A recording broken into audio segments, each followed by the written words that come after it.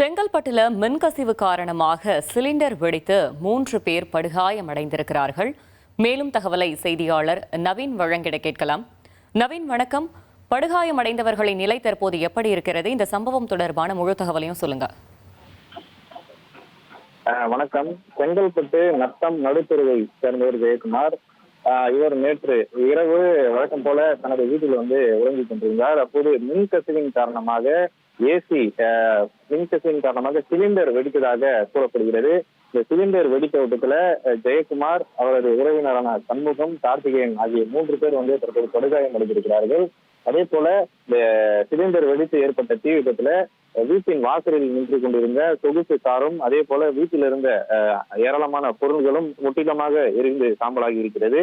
இந்த படுகாயமடைந்தவர்களை அக்கம் பக்கத்தினர் உடனடியாக மீட்டு தற்போது செங்கல்பட்டு அரசு மருத்துவமனையில அனுமதிக்கப்பட்டு அவர்களுக்கு தீவிர சிகிச்சையானது அளிக்கப்பட்டு வருகிறது.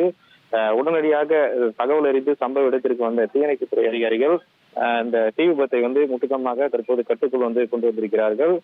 இந்த சம்பவம் ஒரு பெரும் பரபரப்பை செங்கல்பட்டுல ஏற்படுத்தியிருக்கிறது. தகவல்களுக்கு நன்றி நவீன்.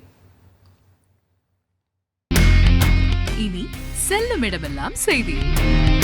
தந்தை டிவியின் வாட்ஸ்அப் சேனலை ஃபாலோ பண்ணினா செல்ல இருக்கும் இடமெல்லாம் செய்தி. இதோ QR கோட் இப்பவே ஸ்கேன் பண்ணுங்க, ஃபாலோ பண்ணுங்க.